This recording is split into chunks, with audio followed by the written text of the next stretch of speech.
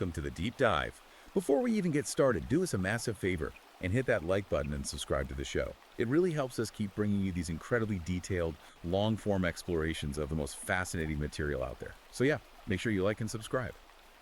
Today's mission is an extensive, unvarnished review of a highly provocative new ebook. It's titled Grand Scheme of Things: Tree of Life, Hierarchy, and Natural Order by Conrad Riker. We are going incredibly deep today. We really are. It's a massive text. Yeah, it bills itself as a war cry wrapped in reason. Riker is aiming to uncover the history of our foundational institutions before they, according to his central thesis anyway, captured by feminists and Marxists. I'll tell you right now, if you are interested in the men's rights movement, the manosphere, or just understanding the biological and historical arguments for traditional male roles, this deep dive is going to be incredibly incisive, fascinating, and completely tailor-made for you. Yeah. We strongly encourage you to check out Amazon Kindle and Google Play Books to buy the ebook for yourself. And make sure you follow the author at Conrad Riker on Substack. Right. It is a sweeping, intensely detailed text that covers everything from ancient anthropology to modern corporate HR policies. But before we dive into the author's claims, we need to make something crystal clear. The material we are covering today is highly politically polarizing. Very. As your hosts, we are not taking sides or endorsing these viewpoints. Our mission is strictly to act as impartial reporters. We are simply here to unpack the data, the studies, and the philosophies presented in the original source material so you can fully understand Conrad Riker's arguments and the foundation he builds them on. We're just looking at the architecture of his thesis, step by step, delivering his claims exactly as he presents them. Exactly. We are just the guides today, walking you through the text. And where Riker begins is by laying out what he calls the biological imperative. The foundational claim of this entire book is that hierarchy and male leadership are not social constructs engineered by a patriarchy. Rather, he argues they are deeply embedded biological imperatives.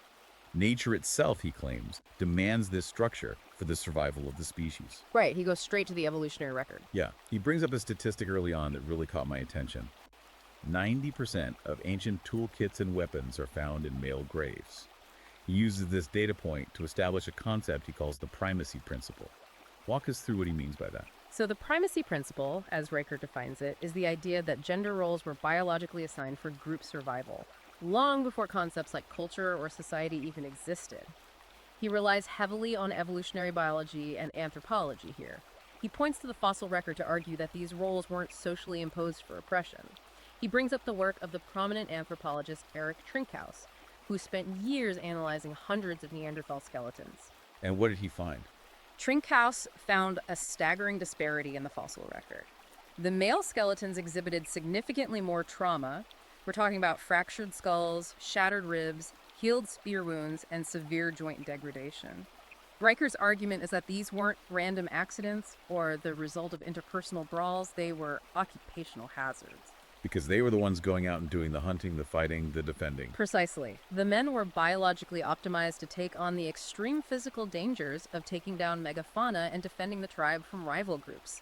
Riker argues that you don't evolve a reinforced cranium or a skeletal structure designed for explosive anaerobic output from foraging or knitting. You evolve it from high-impact physical stress. Right. The male body, according to Riker, is essentially a biological shock absorber designed to protect the wider group from the brutal realities of nature.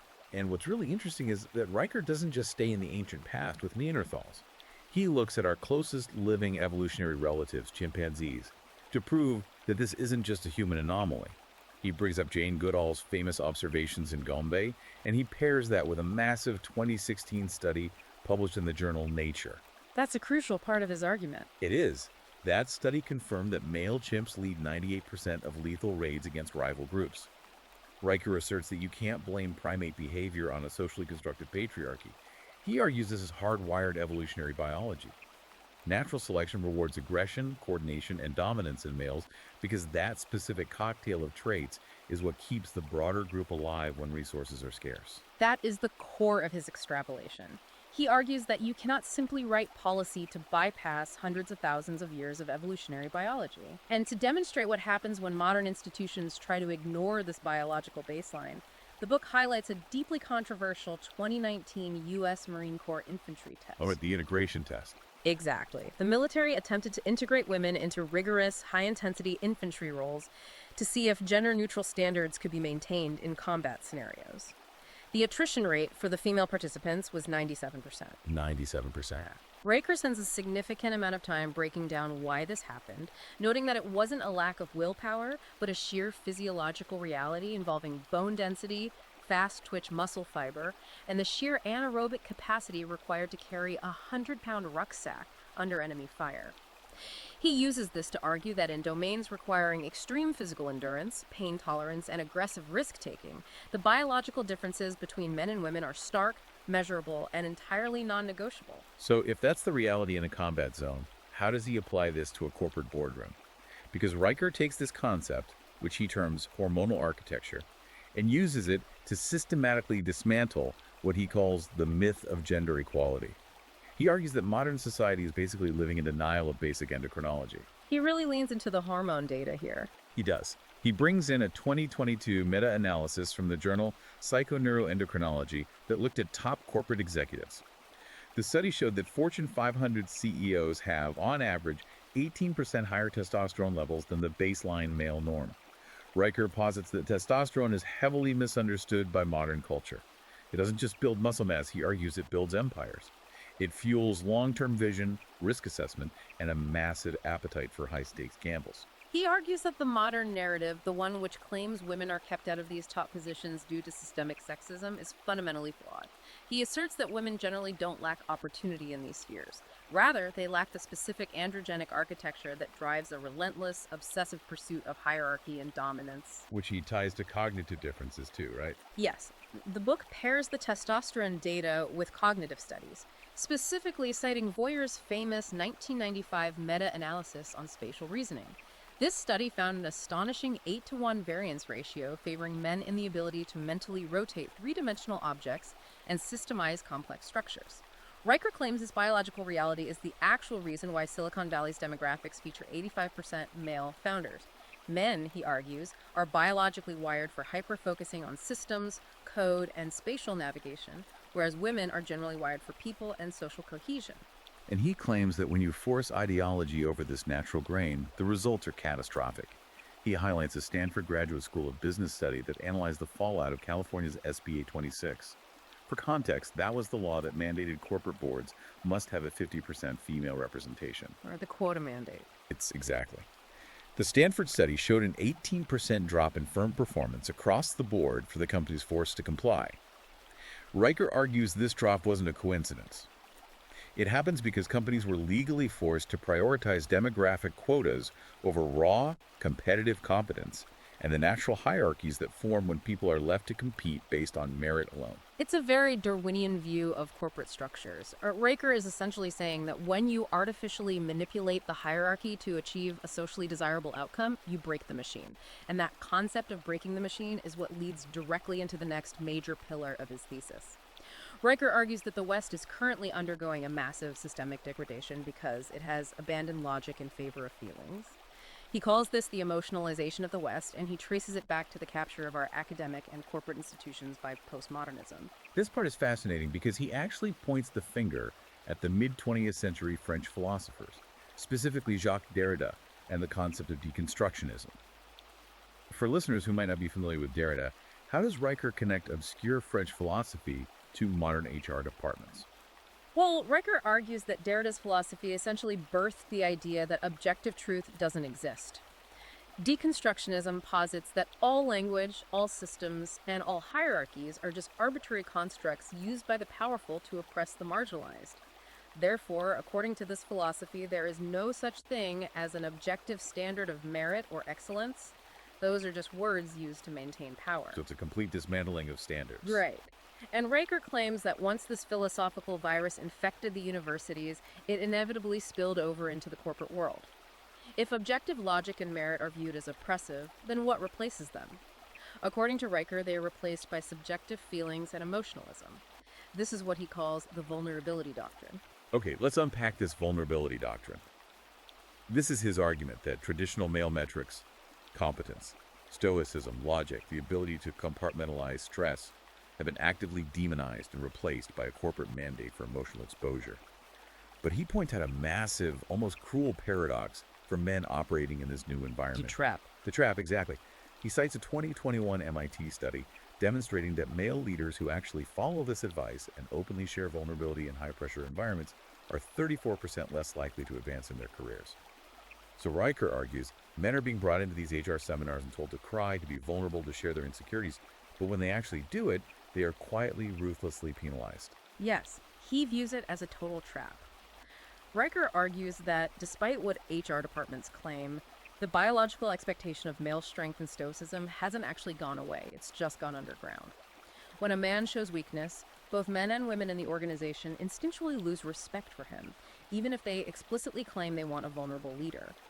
Riker asserts this doctrine is essentially a tool designed to sideline competent traditional men by forcing them to play a game where the rules contradict human nature. And he sees this same dynamic playing out in the war on merit, specifically through diversity, equity, and inclusion, or DEI initiatives. Riker doesn't mince words here. He claims DEI is essentially a coordinated purge of male excellence.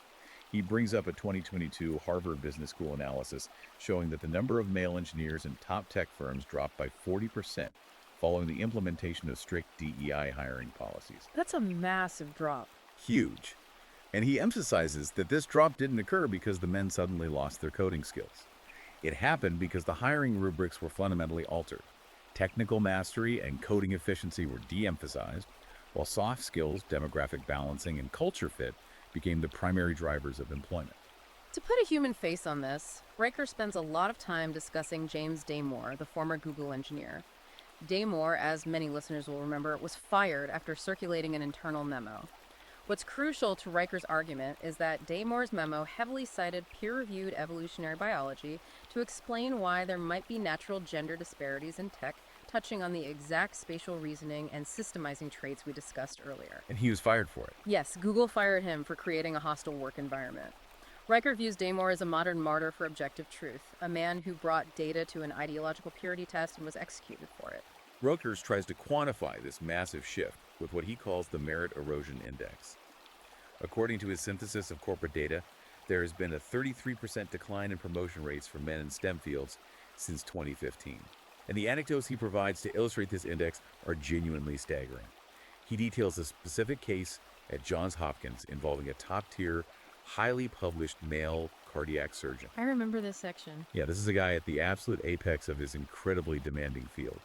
Yet, he was denied a promotion to head of the department because he allegedly lacked emotional intelligence and bedside manner. The position was instead given to a significantly less qualified candidate whose surgical outcomes were lower, but who was praised for being highly collaborative. Right. Riker uses that Johns Hopkins example to make a very grim point. When collaboration and empathy replace technical rigor and surgical precision, the systems we rely on become fragile, and eventually people die. You don't want a collaborative surgeon, you want an obsessively competent one. He also points to the macro level, citing the UK's 2010 Equality Act. He claims this legislation, which heavily mandated diversity quotas across government sectors, drove down male civil service applicants by 27% in just a few years. They just stopped applying. Exactly. Riker argues this isn't a coincidence. Men are highly rational actors. They simply stopped applying to a system that they perceived was explicitly rigged to disqualify them regardless of their competence. When you look at this corporate purge of male traits that Riker describes, the natural question is, where does this start? Does a man just show up to his first tech job and suddenly face this vulnerability doctrine? Riker says no. He argues this conditioning begins the moment a boy steps into a kindergarten classroom. This is a huge part of the book. It is, and this brings us to his intense critique of the modern education system. If you are a father listening to this, Riker's claims about the boy crisis and the feminization of education are going to be incredibly alarming. He highlights a fundamental demographic reality using U.S. Department of Education statistics. 76% of public school teachers are women. He argues this overwhelming demographic shift has fundamentally altered how classrooms operate, creating an environment that is naturally, perhaps even unintentionally, hostile to how boys naturally learn and behave. He frames this environment using a metric he calls the institutional estrogen index. Riker argues that because schools are overwhelmingly run by female administrators and female teachers, the entire ecosystem naturally prioritizes female-coded communication styles and behavioral norms.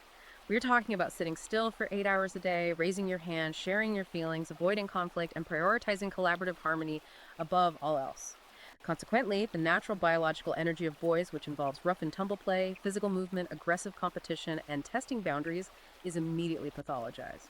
And he has the data to back up how we deal with this supposed pathology. He points out that boys are 300% more likely to be diagnosed with ADHD than girls.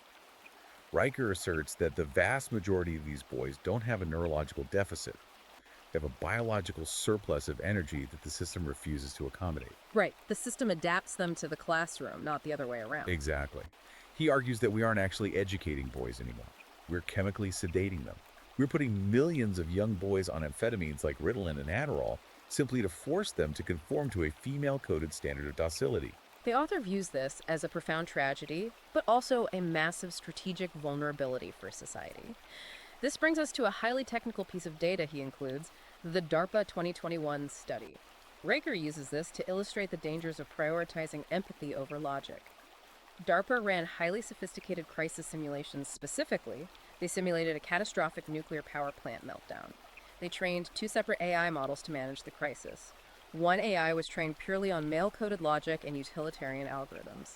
Its only goal was to stabilize the reactor and minimize total casualties, regardless of the immediate human cost. The second AI was trained on empathy, social work principles, and equitable outcomes. Wait, I want to drill down into this because this is a cornerstone of his argument. What actually happened in the simulation? The logic-based AI outperformed the empathetic AI by 41% in terms of saving lives and stabilizing the grid. The empathetic AI failed because it froze. It attempted to prioritize the emotional distress of the trapped workers and tried to find a solution where everyone survived. By hesitating to make the brutal, necessary sacrifices, the empathetic AI lost control of the reactor, leading to a total simulated meltdown. That's chilling. It is. Riker uses the DARPA study to prove a terrifying point.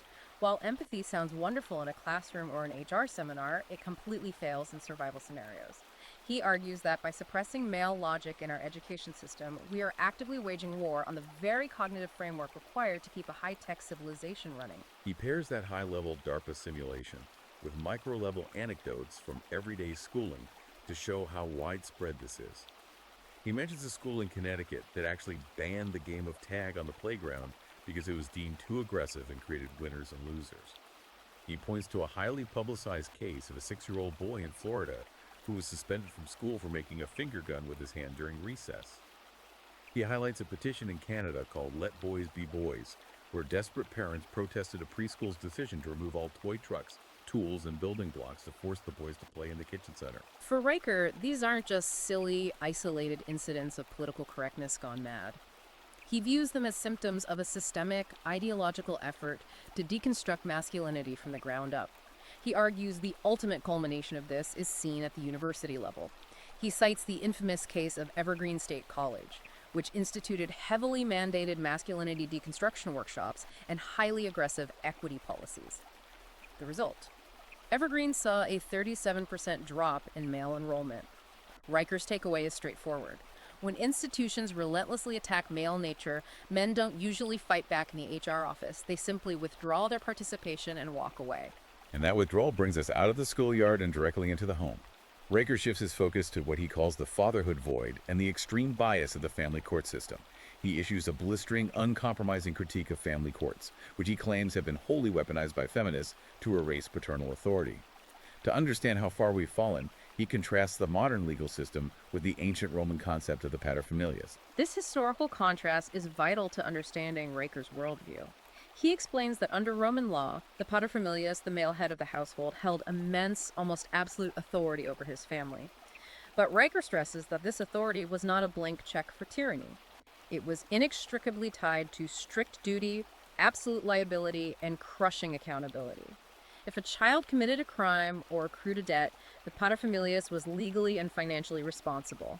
The authority existed solely because the liability was so absolute. Riker argues that this structured, balanced concept of male authority was dismantled starting in the 19th century with the introduction of the Victorian tender years doctrine. Let's clarify the tender years doctrine for the listener. How did that change the legal landscape? During the Industrial Revolution, as men moved out of the home and into factories, the courts began to adopt this highly sentimental assumption that young children naturally, biologically belong with their mothers, regardless of the father's competence or the mother's flaws. Riker asserts this doctrine was the beginning of the end for male authority in the home. It legally marginalized fathers, reducing them from the absolute head of the household to a secondary, optional figure. And Riker lays out the catastrophic societal results of this marginalization. The statistics he provides on fatherlessness are grim. Currently in the United States, 72% of black children and 50% of white children are living without their biological fathers in the home. Riker doesn't just present these numbers in a vacuum, he correlates them directly with skyrocketing rates of youth crime, high school dropouts, depression, and teenage suicide. His argument is that without the stabilizing force of a father's discipline, structure, and physical presence, children inevitably drift into chaos. He then explains exactly how the modern legal framework exacerbates this crisis. Riker points directly to the Duluth model of domestic violence intervention, which is standard training for police departments and courts across the U.S. Riker argues that the Duluth model is an explicitly feminist ideological framework. It assumes, by default, that domestic disputes are rooted in male attempts to assert patriarchal control. He argues this model effectively strips men of the presumption of innocence. If police are called to a domestic dispute, the Duluth model dictates that the man is almost always removed or arrested, regardless of who initiated the conflict. He pairs the reality of the Duluth model with the staggering statistic that 70% of U.S. custody cases end in sole maternal custody. Riker's argument is that the family court system is a rigged casino. It treats fathers as nothing more than optional paychecks, extracting child support under threat of imprisonment, while denying them the actual legal authority to raise, discipline, and guide their children.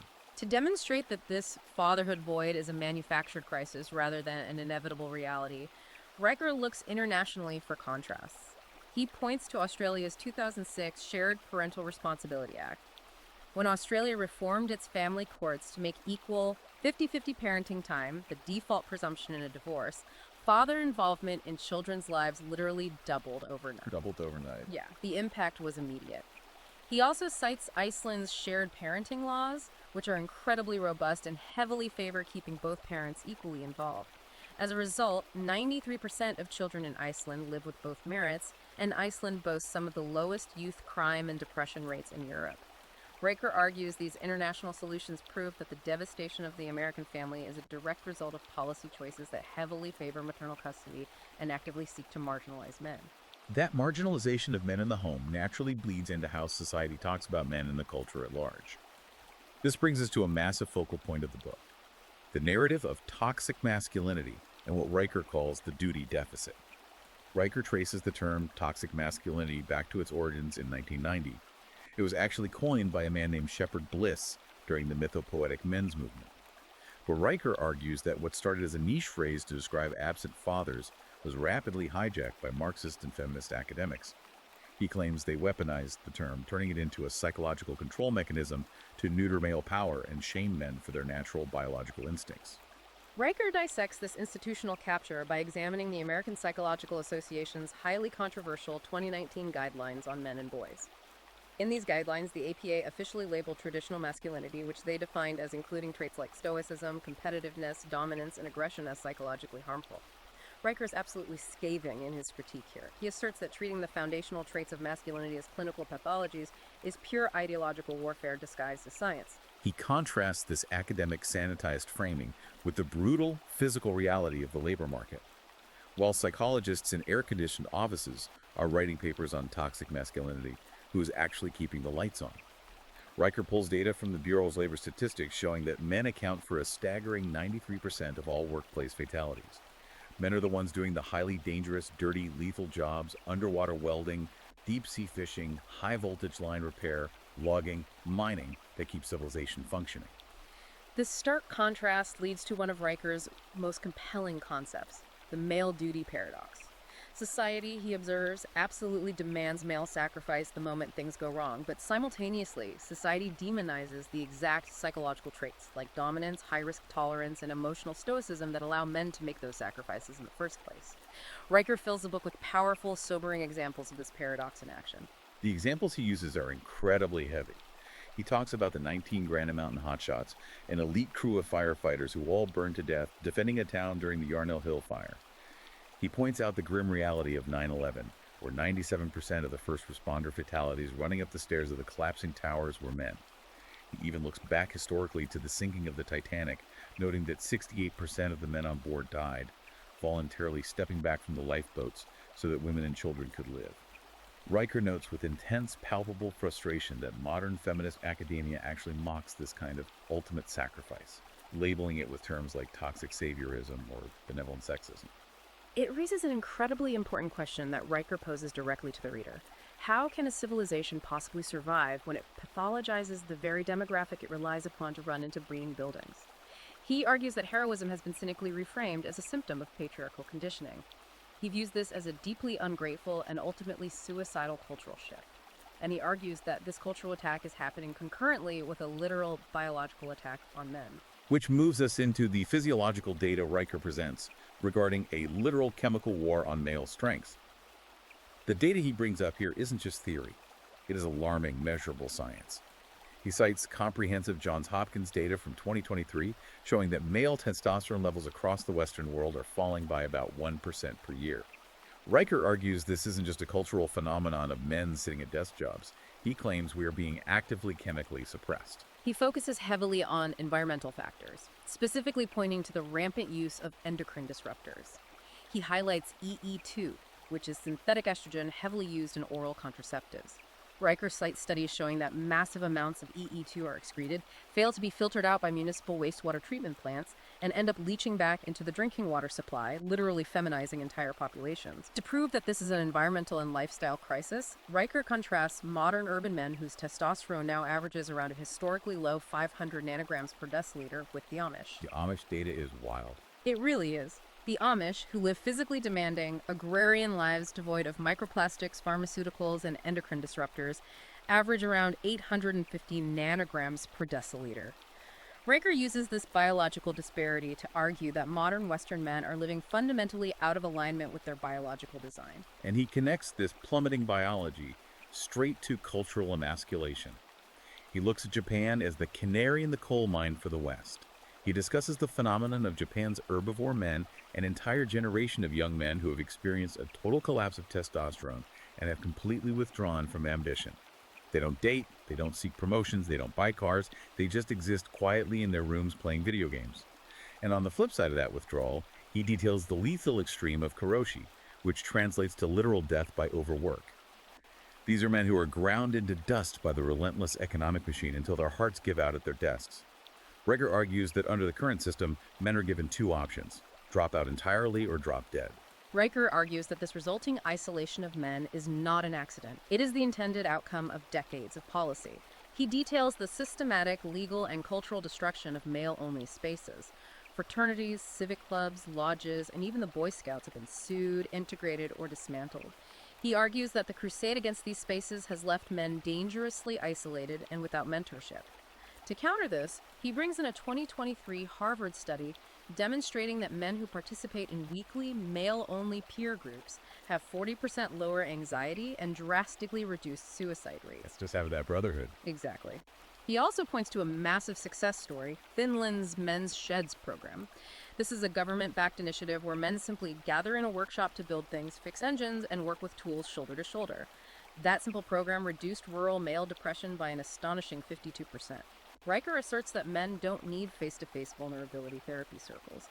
They need shared labor, clear purpose, and brotherhood. Up until this point, we've focused almost entirely on the male experience. But Riker does dedicate a massive portion of the book to the flip side of the equation. He tackles what he calls the female imperative. This is where he unpacks the incredibly controversial stance that motherhood is a biological imperative and a high, noble calling, not an oppressive patriarchal trap designed to keep women out of the workforce. Riker roots this argument firmly in neurochemistry, trying to remove it from the realm of religious or social debate. He explains the biology of childbirth, specifically the role of oxytocin, the bonding hormone. During labor and nursing, a woman's oxytocin levels surge up to tenfold. Riker argues that this creates a profound neurochemical bonding anchor between mother and child that men biologically simply cannot replicate. And he looks at historical attempts to override this. Right, he does. To illustrate what happens when a society tries to legislate away this biology, Riker points to historical Marxist experiments. He discusses East Germany's massive system of state-run nurseries and Israel's early kibbutz movement, where children were intentionally raised communally to free women from traditional maternal roles so they could work. In both cases, Riker notes, the systems eventually fractured or completely reverted to traditional nuclear families because they violated the profound, hardwired biological link between a mother and her child. Based on that biology, Riker claims that modern feminism has sold women a massive generational lie. He argues women were told they could have it all, that they could dedicate their 20s and early 30s to climbing the corporate ladder and just delay motherhood indefinitely. He cites a sobering 2019 UCLA study showing that female infertility skyrockets past the age of 35. By age 40, the chance of natural conception drops below 5%. Riker argues that biology has a very strict clock and ideology cannot negotiate with it.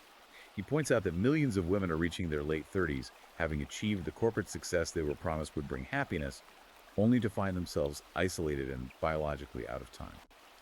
The macro result of this lie, according to Riker, is what he calls the demographic winter. He contrasts different European nations to show the devastating societal effects of these ideologies. He points to France, which, despite its secularism, has maintained relatively traditional pro-family tax policies and childcare subsidies that actively respect and incentivize the mother's role. As a result, France maintains the highest fertility rate in Western Europe. As opposed to places like Sweden. Right. He contrasts France sharply with Sweden and Germany, which pushed hyper-egalitarian, gender-neutral policies that treated motherhood as just another interchangeable outsourced job. Those nations, he points out, are now facing plunging birth rates, an aging workforce, and imminent demographic collapse. Riker's blunt conclusion is that when a society devalues the unique biological imperative of motherhood, the entire social and economic fabric of the nation unravels. So after laying out all of this data, the evolutionary biology, the bias courts, the feminized education system, the plummeting testosterone, and the demographic winter, we finally arrive at the conclusion of the book. The ultimate question you are left with as the reader is, how does Conrad Riker propose fixing this? In the final chapters, he lays out a highly specific blueprint for restoration, and he starts on a macro level by pointing to what he calls the Hungarian model. Riker holds up Prime Minister Viktor Orban's policies in Hungary as the only successful state-level pushback against institutional capture in the West.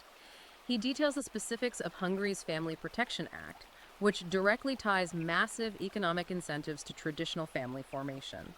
For example, the state offers massive housing benefits, and if a couple has 3 or more children, significant portions of their state loans are completely forgiving.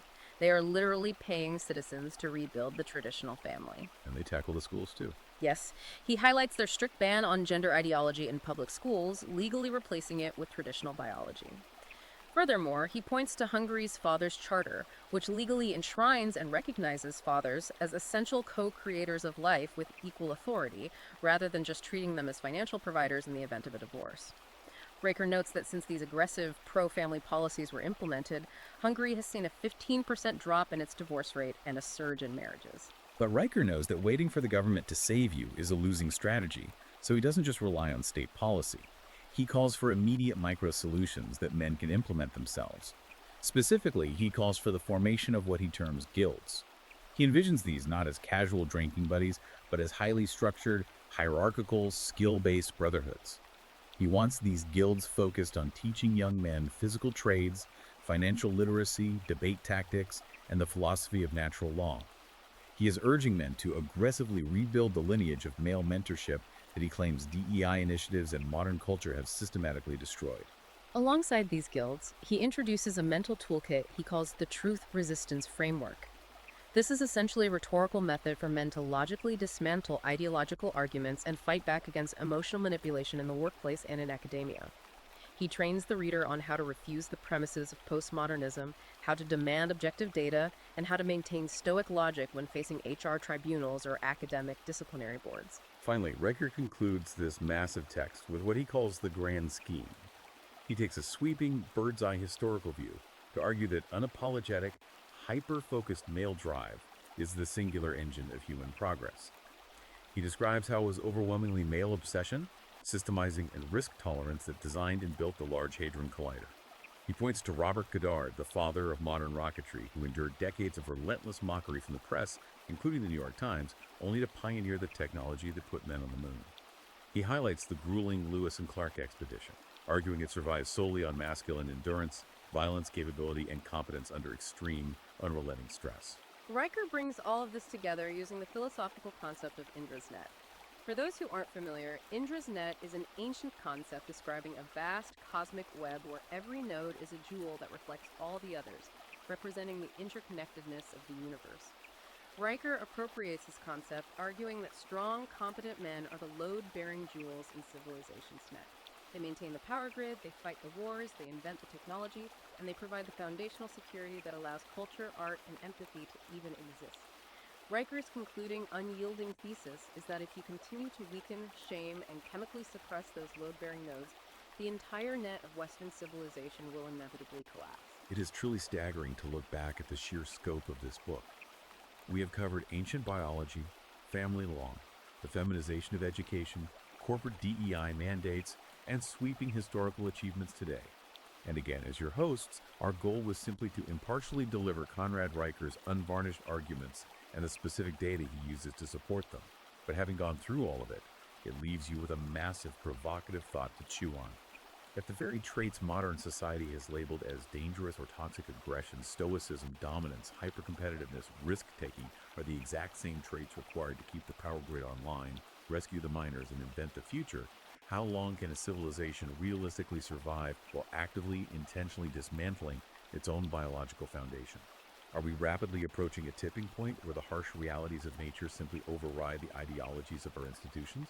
It is a question you really have to ponder for yourself, regardless of where you stand politically. It is certainly a text that demands a reaction. It challenges the reader to look at the data through a very specific, uncompromising lens, and it provides a wealth of historical and biological context to back up its highly polarizing claims. Absolutely. It is a book designed to start massive arguments and force people to look at the data.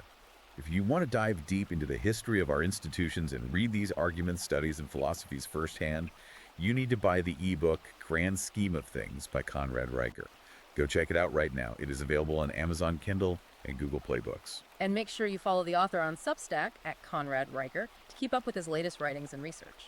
That wraps up our incredibly extensive deep dive for today. Don't forget to hit that like button and subscribe to the show so we can keep bringing you these deep, unrelenting explorations into the ideas shaping our world. We will see you next time.